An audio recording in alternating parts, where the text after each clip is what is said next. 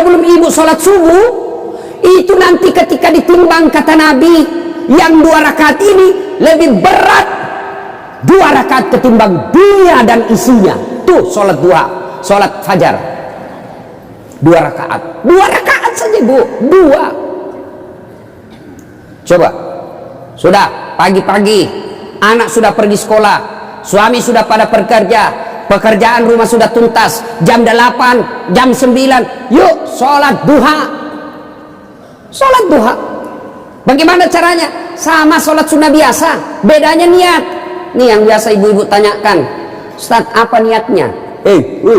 Bu, niat itu bukan bahasa mulut, niat itu bukan bahasa lisan, niat itu di sini. Coba lihat orang Arab kalau ibu pergi umroh, coba lihat umumnya orang Arab, jalan berdiri langsung Allahu Akbar. Iya toh? Kalau kita kan lama dulu ibu, loading.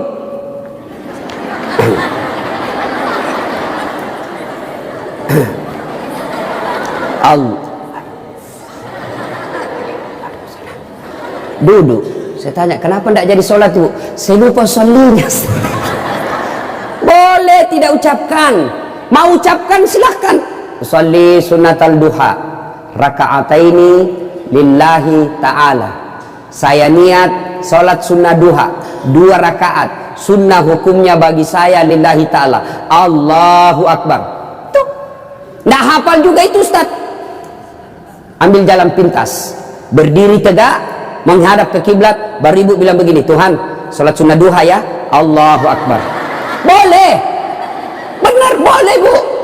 2 rakaat berikutnya ulang lagi, Tuhan, masih seperti yang tadi, Allahu Akbar. Boleh, benar. Daripada ibu nunggu bahasa Arabnya, ndak hafal, ibu ndak sholat. Itu sholat duha ibu. Bu, suami pergi cari nafkah, anak sudah pergi sekolah, ibu sholat duha 2 rakaat salam, 2 rakaat salam, 2 rakaat salam, 2 rakaat salam. Boleh 2 rakaat, bagus 4 rakaat, lebih utama lagi 6 rakaat, lebih mulia lagi 8 rakaat. Boleh 2, boleh. Kalau ibu sibuk 2 aja boleh. Bacaannya sama sholat sunnah yang lain. Nggak hafal banyak ayat-ayat Ustaz, ya sudah yang ibu hafal aja. Kul ya sudah, kul aja. Rakaat pertama kul huwallah, rakaat kedua kul huwallah lagi. Nggak apa-apa. Jelas.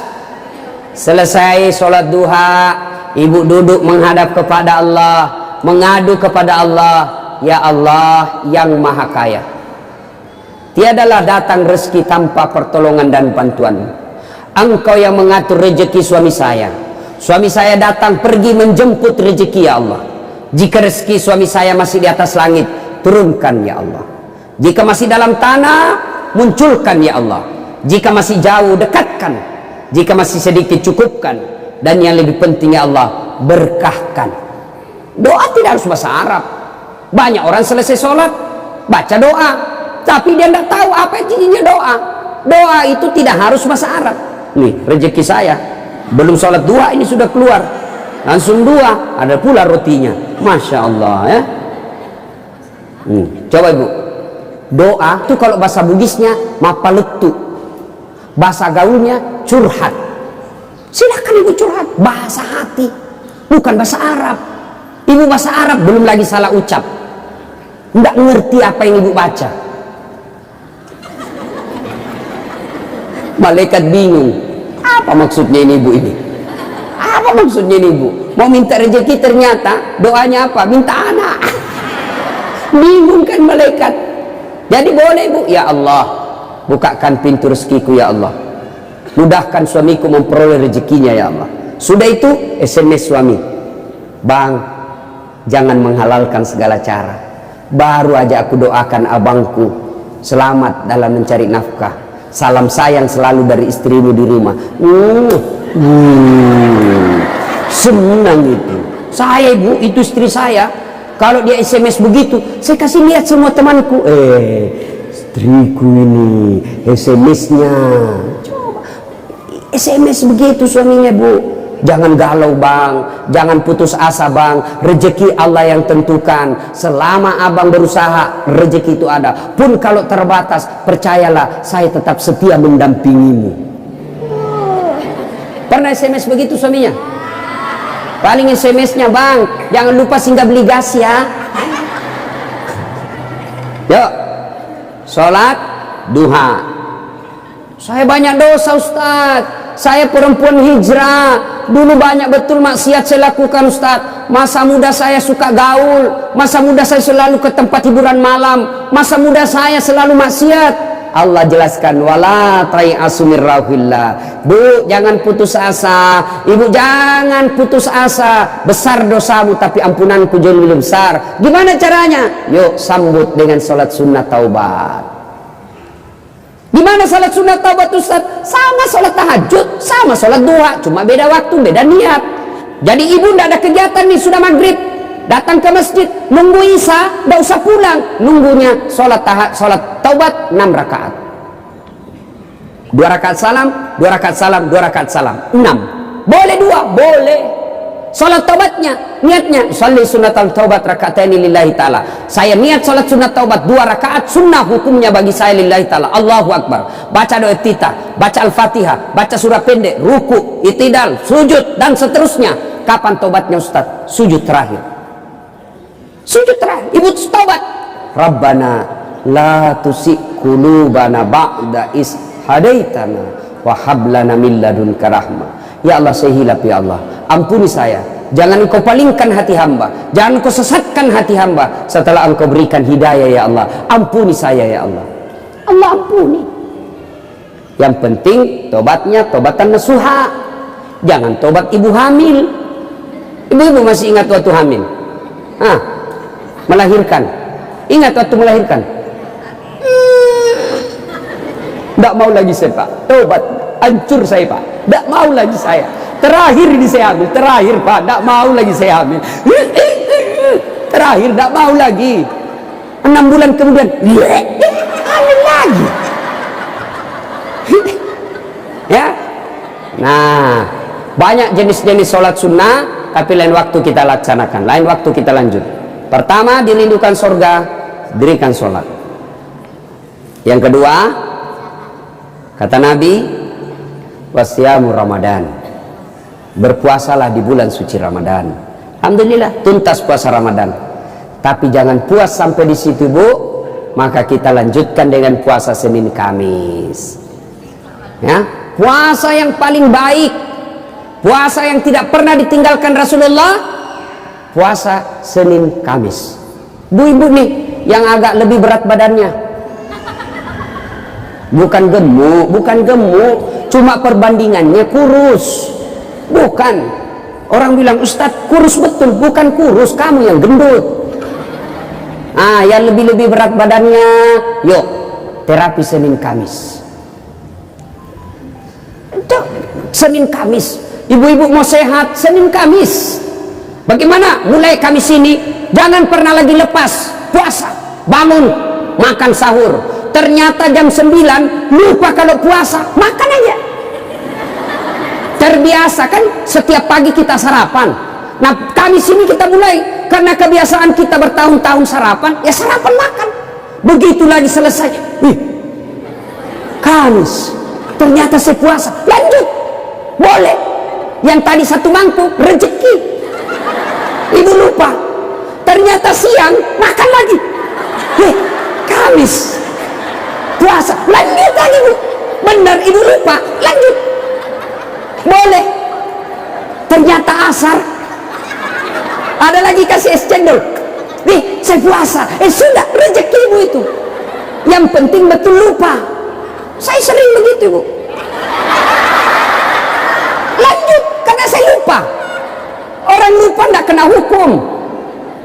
Tiba-tiba saya diajak makan coto. Ustaz coto, namanya kita senang ditraktir. Begitu habis, saya puasa rupanya. Tidak apa-apa, lanjut. Boleh.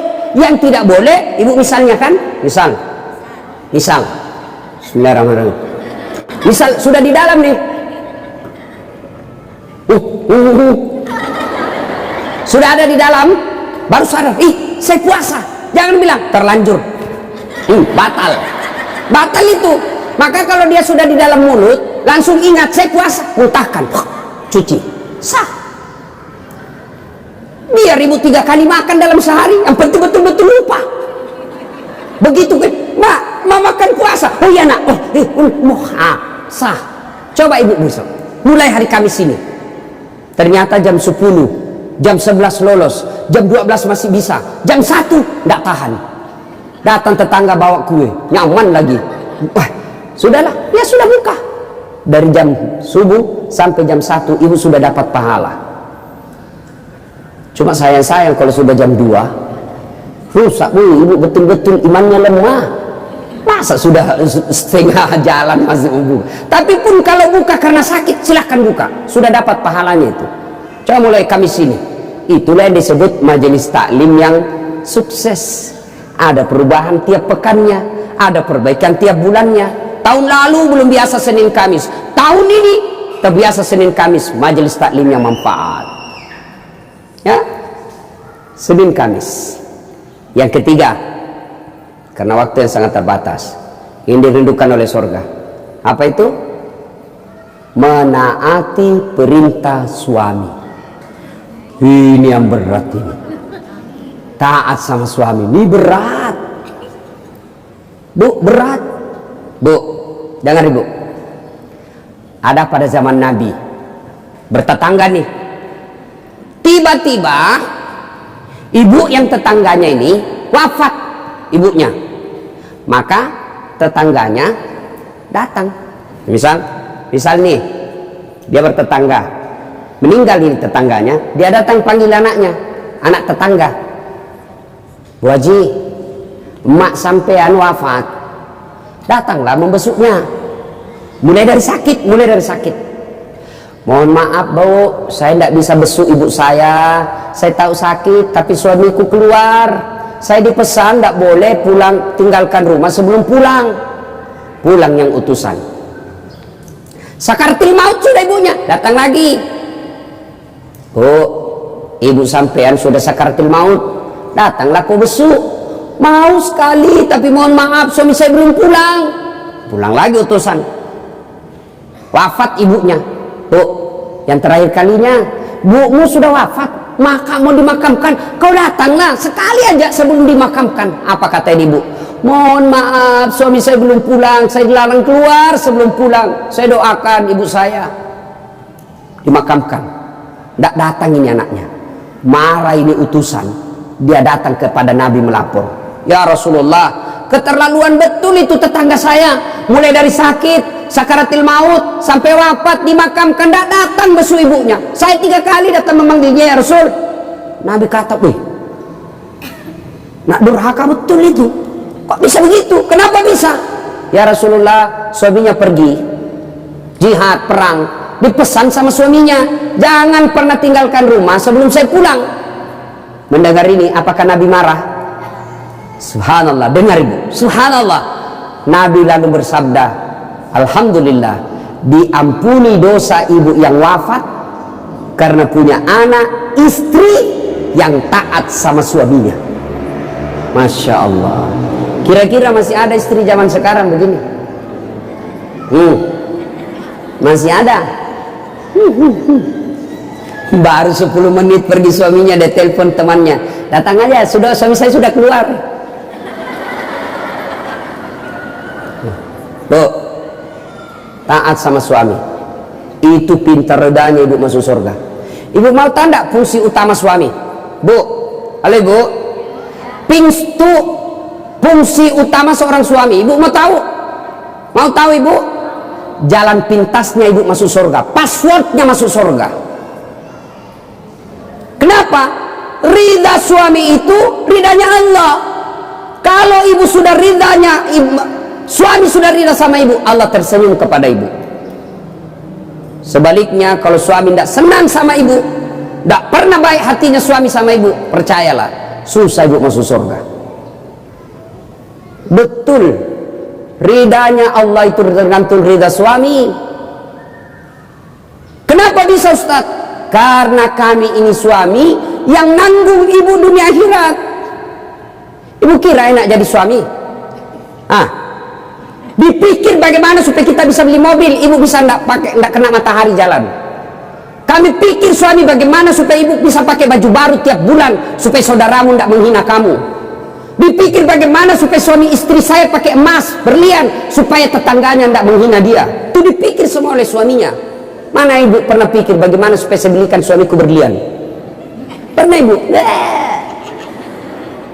Ayo. Bukan cuma di dunia, di akhirat pun ibu ditanggung oleh suami. Beruntunglah wanita Islam. Wanita Islam itu sebelum diperiksa semua amal-amalnya, sebelum diperiksa puasanya, diperiksa hajinya, ada 4 laki-laki yang harus menanggung dia. 4 laki-laki yang harus menanggung ibu. Siapa? 1, orang tua, bapak. 2, suami. 3, anak laki-laki. 4, saudara laki-laki. Ini 4 yang bertanggung jawab terhadap ibu. Kenapa itu perempuan dia pakai jilbab? Ditanya suaminya, ditanya bapaknya, ditanya anak laki-lakinya, ditanya saudara laki-lakinya. Ternyata ini 4 laki-laki yang tidak beres, maka ibu bebas tugas. Itu enaknya jadi perempuan Islam. Beda kami laki-laki.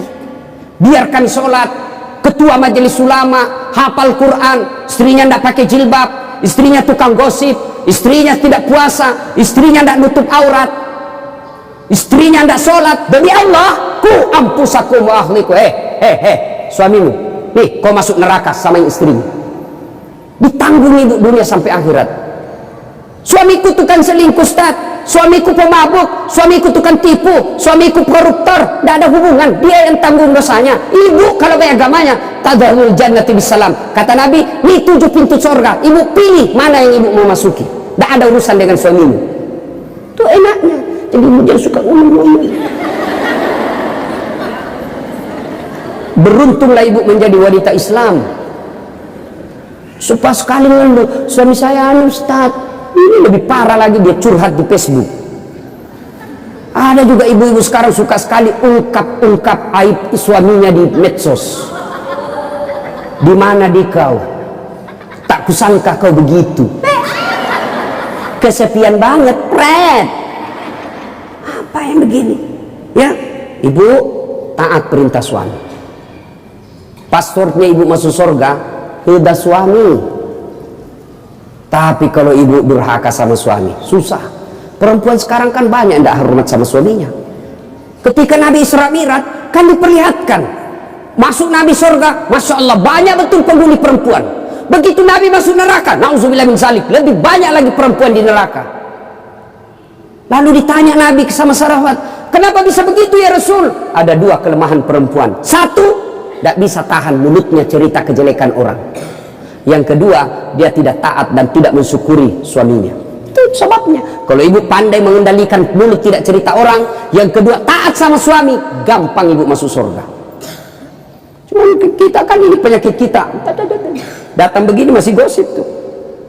Damai tapi gersang.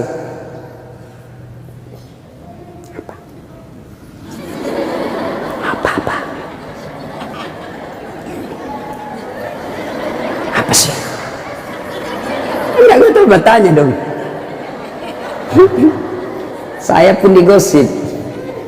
Begitu saya lewat, itu juga bajunya waktu di TV One. Ada urusan. Nenek ibu palsu. Aku tahu. Hitam itu di gelangnya. Palsu.